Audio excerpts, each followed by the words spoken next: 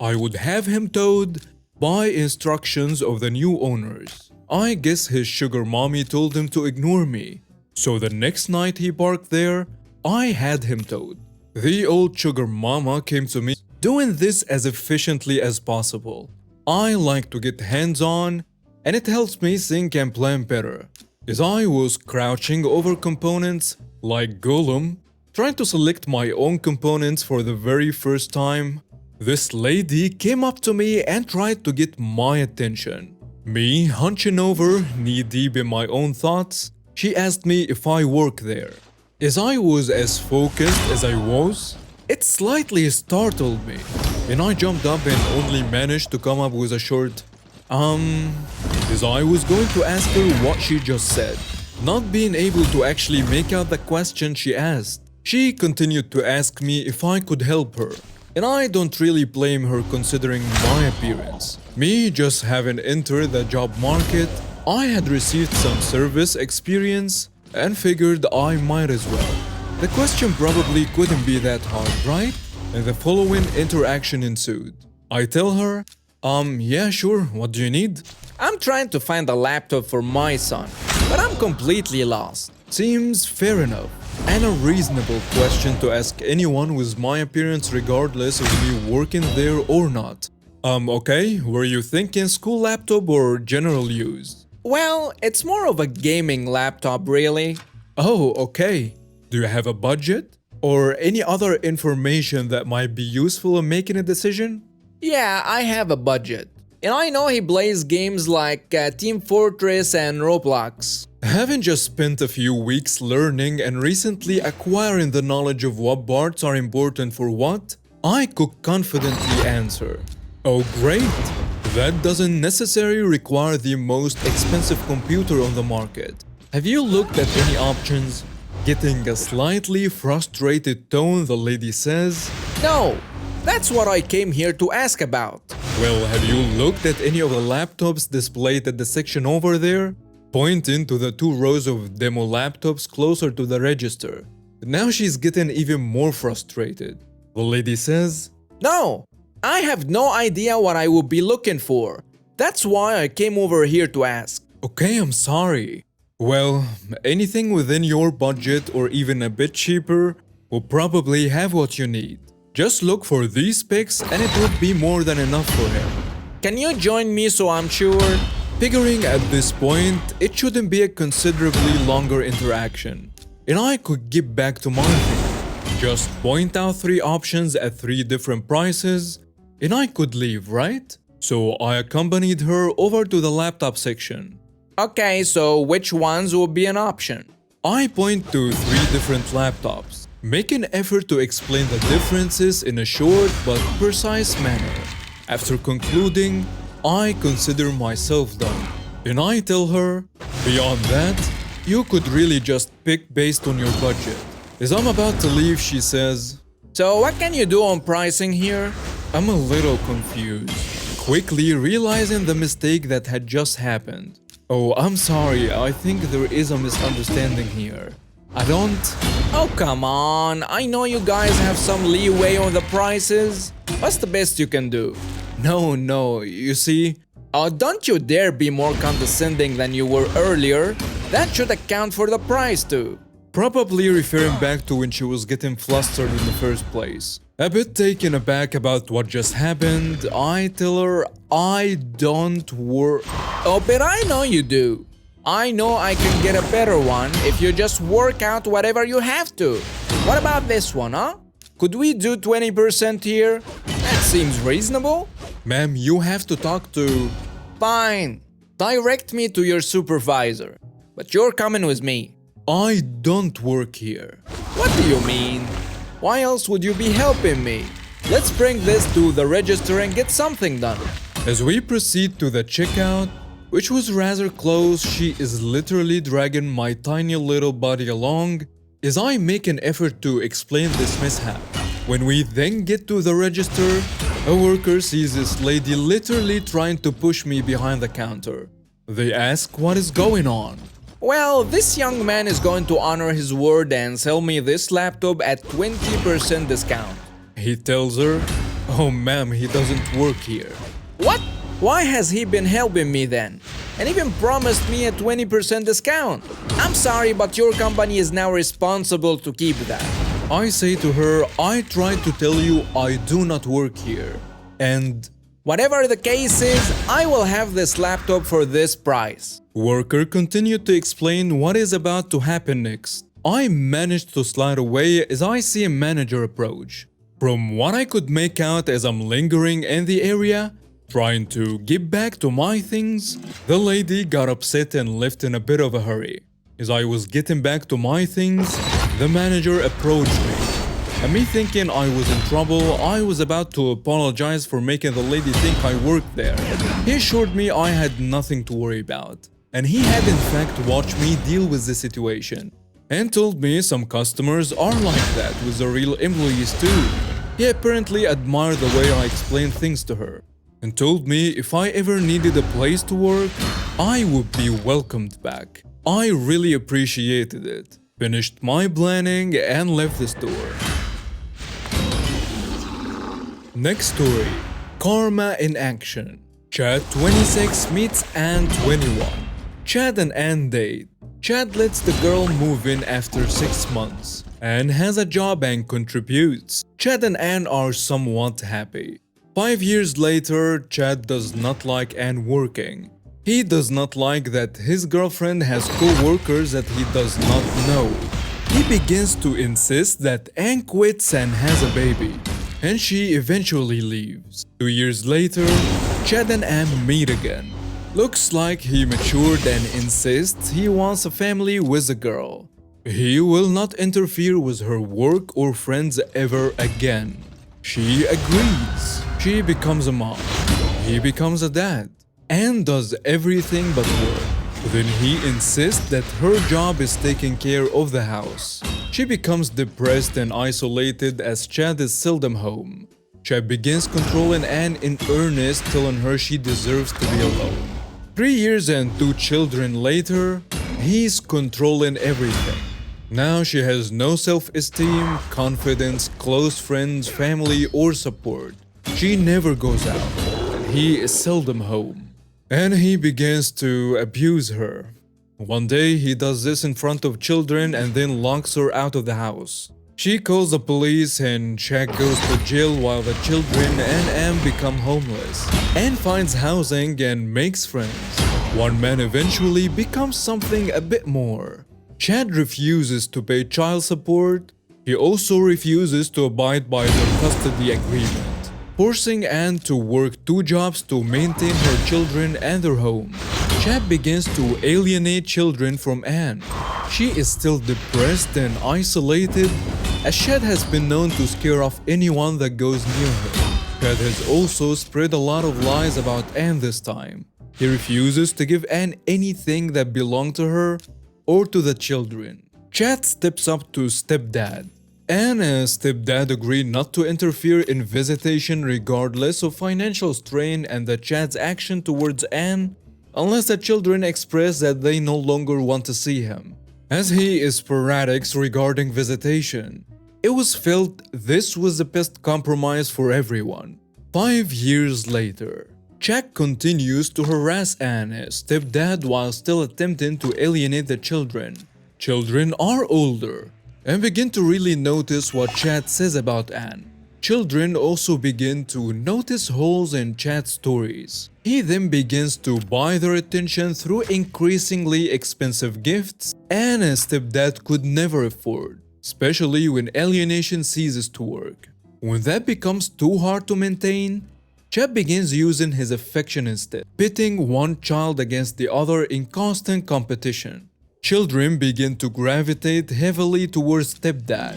5 years later, Ann has become Billy understands her own worth. She has gone back to school, landed an amazing job, and has finally made something out of herself. She has, more importantly, finally won the respect of their children.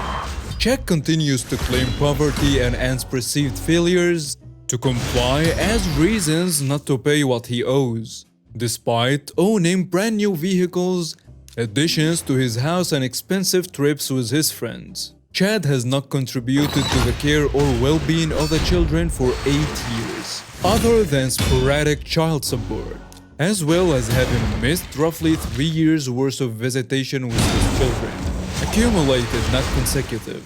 And as stepdad had consistently attended to all medical, material, mental, and emotional needs of the children for over a decade on their own.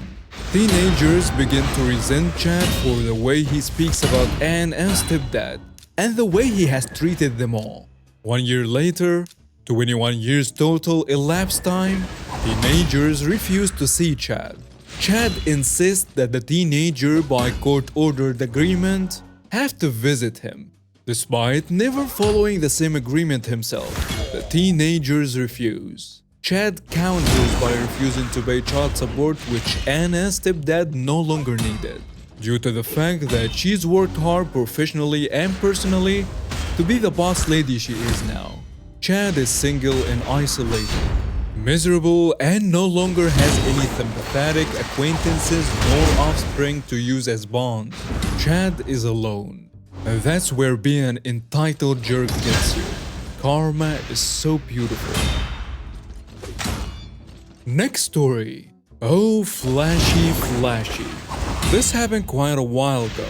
Still amuses me. It was late on a Friday night and I was driving over to my dad's place, which was a good 90-minute drive. Even late as in the evening. I was taking it easy, because I'd just driven a company car from Shepherd Bush to Oxford and then had another long drive out there.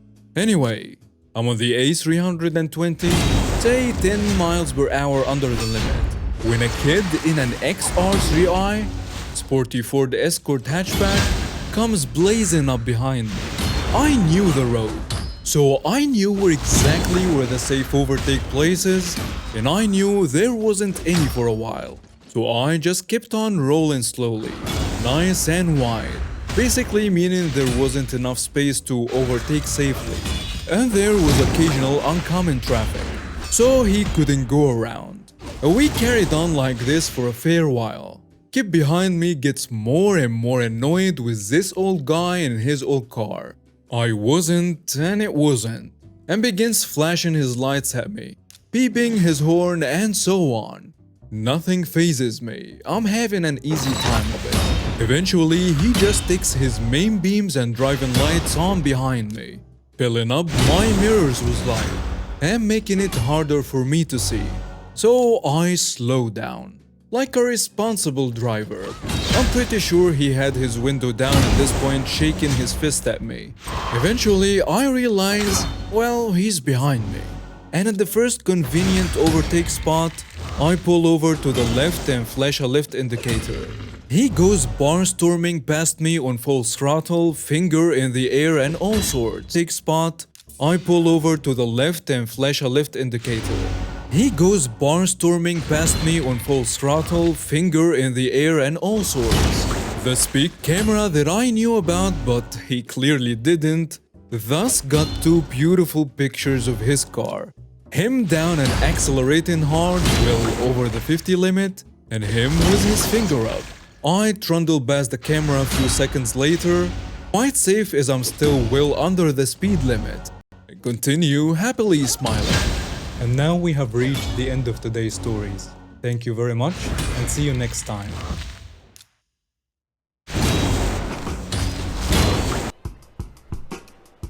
Will he survive her torment or perish from the overwhelming entitlement? Happy birthday if today's your birthday, and on with the revamped show.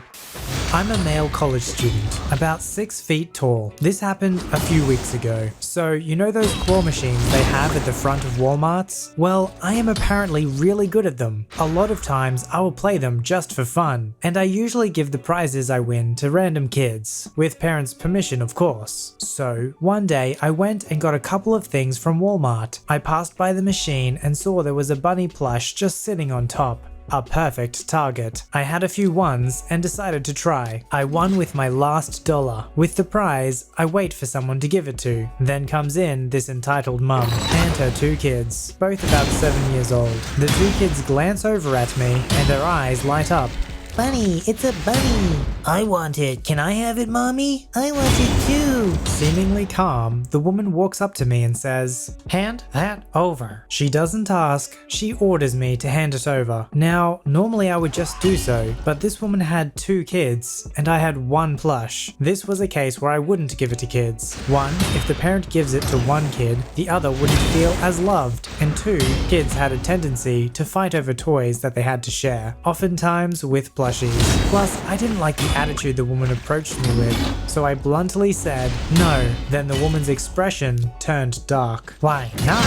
I don't like giving 1 plush to 2 kids. Well, why don't you just get another one? That way they each get 1. Sorry, but I'm out of ones. Plus, there really isn't anything else I can win at this. If prizes were wedged, I couldn't get them. Well, go get some more ones. I'm not doing that. Then just give me that one. I already told you no. Give it. Now she's trying to swipe it from my hands. But since I'm tall, I pull the old bully trick of holding it to where she can't reach it. Then she tries pulling me down so she can grab it, but I throw it on top of the machine where she still can't reach it. As she tries to reach for it, the woman starts making noise. The kids are also getting upset, realizing that they may not get the plush. With all the noise, we attracted the security person at the front. What's going on here? The woman freezes for a moment, turns to the security person and says, "This man just stole my kid's toy and threw it up on the machine." I jump to defend myself. "What? No, I didn't," she interrupts. "He's lying. Look, my kids are still crying." The kids apparently get the hint and start crying more. Now, I do look very suspicious. It was winter and I was wearing a thick jacket with gloves and a hat, all black, so it didn't look good for me. The security person comes up and says, "Sir, return their toy and get out of the store." The woman had a very smug look on her face. I thought it was over for me. Luckily, there was another worker over by the shopping carts who came up. "Hold on, I saw the whole thing. This woman tried to take the toy the boy won from the machine. He just threw it up there to keep her from stealing it." Then she exploded. "No, you're lying too. That toy is ours." Security, wanting none of this, walks up to her. "Ma'am, exit the store before I call the police." In a huff, the woman walks out of the store with her kids, who look really upset. Minutes later, I gave the plush to a girl about 5. Both her and her father were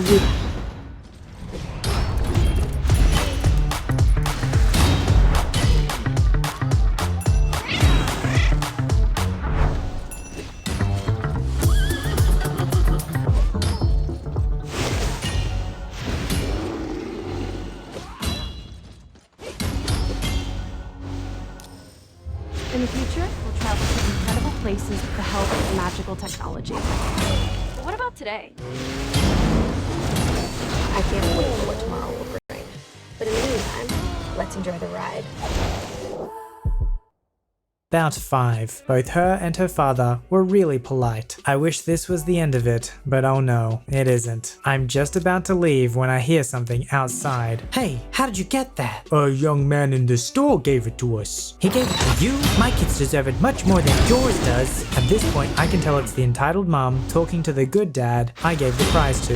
"Well, we gave it to us, and my daughter really likes it." "She doesn't deserve it. My kids are geniuses. Yours probably can't even count, so it's rightly ours." I'm about to go outside to try and resolve the conflict, but then I see the dad in front of his kid in the cart, blocking the mum. "Listen, I don't care how good your kids are, but the moment you talk bad about mine, you should just walk away. I'm not letting you get close to her." The entitled mum, in another rage, stomps off with her kids. I'm glad I made the right choice. An entitled parent's logic. My kids can count, yours can't. Therefore, they deserve toys that they didn't earn. The logic is flawless. See, that's the thing about generosity and grace that they'll never understand, is that you're being given something that you don't deserve. They always have to make up some weird bizarre reason why their kids deserve stuff. And he would have been happy to give it to your kids even if they didn't deserve it. The problem was he didn't want to cause unnecessary conflict. He used wisdom and discernment, 2 tools that the entitled parent is not equipped with.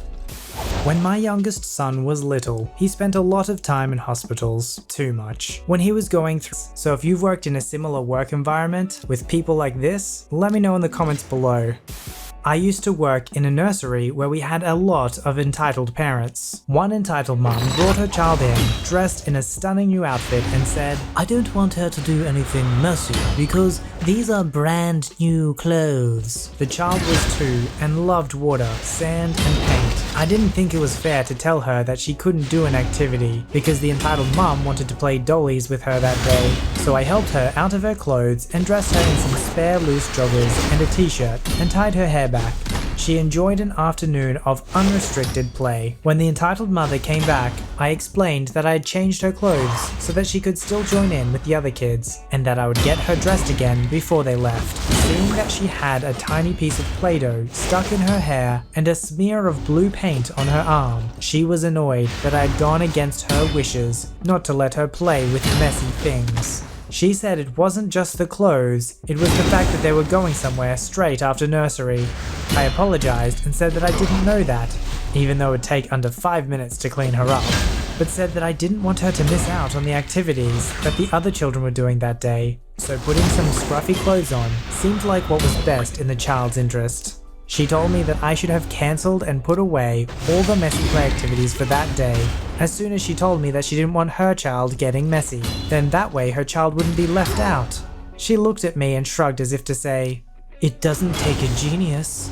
Since I was working off my notice and the other workers were out of earshot, I decided to lose the politeness. I said, "So what if another child comes in tomorrow and his mother says she doesn't want him getting dirty? Do we put away all the messy activities again?" She looked startled, and I don't know if that was because of my tone or at the realization that hers wasn't the only child in the setting. I reminded her that the nursery setting is an opportunity for children to play in all areas, and that staff and parents had an obligation to allow them that space to do so. However, being an entitled mum, she wasn't interested in my point or that her child was glowing with happiness. She just felt annoyed that she'd been disobeyed. I think it irritated me more than usual because the mother wasn't even paying for this childcare, but received it for free due to low income. I probably sound like a jerk for bringing that up, but because it's classed as a legal entitlement, I think it contributed to her general sense of entitlement. Anyway, entitled mum continues to bring her child to the nursery with weekly orders for the staff, so I was glad when I finally left that place. What a lot of people don't seem to realize about early years institutions in the UK is that they're not centered around customer service. They're child-centered, will often go more than halfway to satisfy the parents. But early years has a responsibility to ensure that children are developing their learning by having access to as many materials as possible. Access to water, paint, sand, and malleables are actually in the organization's policy, but you'd be surprised how many parents only want their children to play with blocks and teddy bears and miss out on all these things for the sake of some extra washing. Considering people are being forced to pay for her childcare, you think she would show some gratitude, but that's just not in the nature of an entitled parent. If they're gonna go after legal entitlements, you can be sure that they're gonna feel like the whole place needs to revolve around them.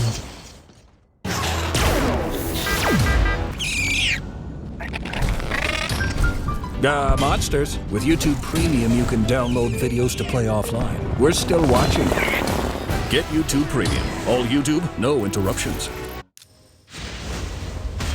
The sad thing is, her child was having fun. She didn't even care about that. She just cared about herself and not having to bother with doing any extra washing. I still think my theory holds up that entitled parents would have been entitled even without the child. They just use it as an excuse. So the story starts off when I was waiting in a store near the changing rooms because I was with my friend and she was trying on clothing. I had my earbuds in my ears and was sitting on a bench, scrolling